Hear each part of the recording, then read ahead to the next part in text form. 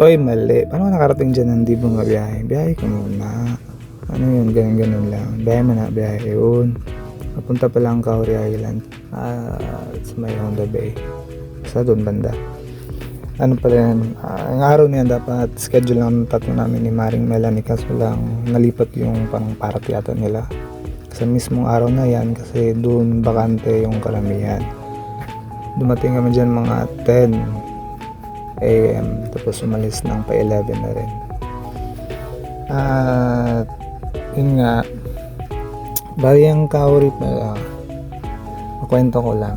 Yung Kauri, ang may-ari talaga niyan, pagtanungan ko, Bisaya daw.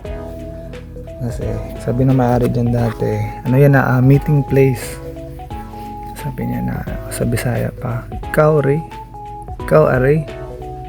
Sa Tagalog pa parang, ikaw pupunta ba dito? Noon kasi iniimbitahan niya yung mga kaibigan niya, halika punta ka dito. Ikaw ari, Kauri. Tapos yun, narinig ng mga ng mga Palawin yung Kauri. Ano yan, Kauri Island, yun.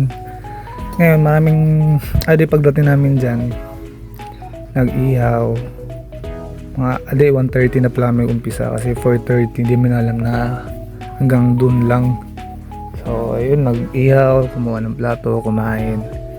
Maraming mga nangyayari na di pwedeng sabihin kasi habang umiinom, may sumuka, may tumai. Dilo ko lang. Tapos, yan, tinapos namin sa bahay nila Melanie. Yun lang.